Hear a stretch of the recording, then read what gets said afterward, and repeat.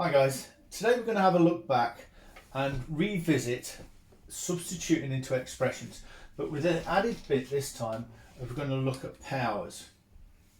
So for example, if I said to you t equals 5, you would quite happily say to me that t squared is the same as 5 squared, which equals 25. Now, where people start to go wrong is if I said, what is 2t squared? And a common wrong thing to do is 2 times 5 and then square it. But actually what this means is 2 times t squared. Now, what should be coming into your head at the minute is our old friend BIDMAS. And the relevant ones here are indices, which are powers, and multiplication.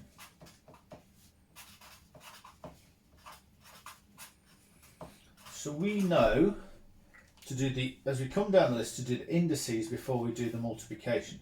So I'm going to do 2 times, and then t is 5, so 5 squared.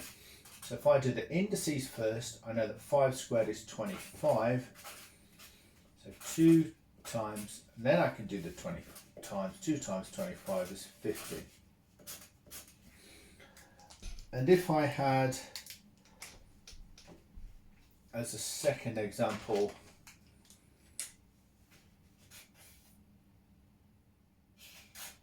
seven t squared take away 80,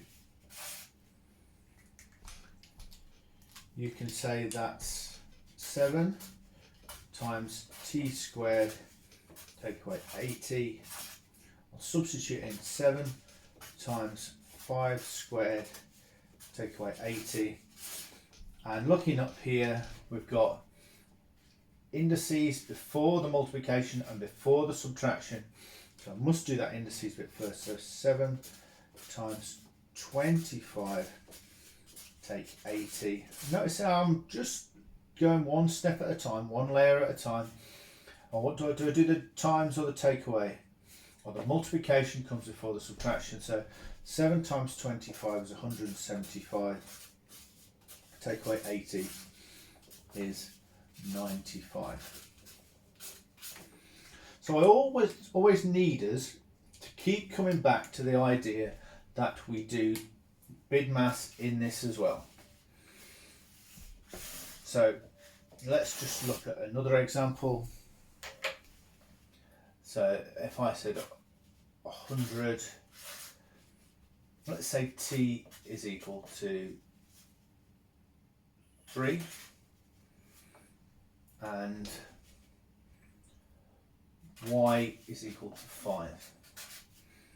So if I said, what about if I said 100t divided by y squared?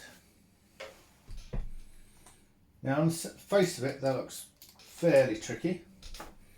I'm going to say that's 100 times t divided by y squared. And if I think about putting the numbers in now, it's 100 times 3 divided by 5 squared. So indices first, work out the 5 squared. 100 times 3 over 25. And this is a bit complicated here, because here you would think, all right, I need to do the division before the multiplication. But actually, if you were to write this out a different way, this would be 100 times 3, I'd have to do that first, divided by 25. They're equivalent things. So this line here almost incorporates the top as a bracket. So my answer here would be 100 times 3, so that's 300 divided by 25, and that is equal to 12. So the key things I'm looking for are that you recognise that we're going to still use bid mass. Sometimes I like to separate the 100 and the, like here, the 100 and t, I made 100 times t, and 7t squared was 7 times t squared. I like to put that times back in, and once I've got it to that sort of level, then I do the substitution.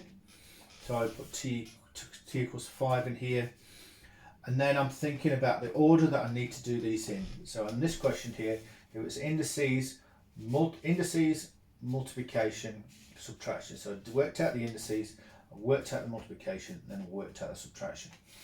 And here I separated them out, particularly that times, then I substituted in, and then I recognised in this particular case, and I'm not saying you'll get many of these, but that bit on the top of the line had to be worked out first, because there's multiple terms with that one division line.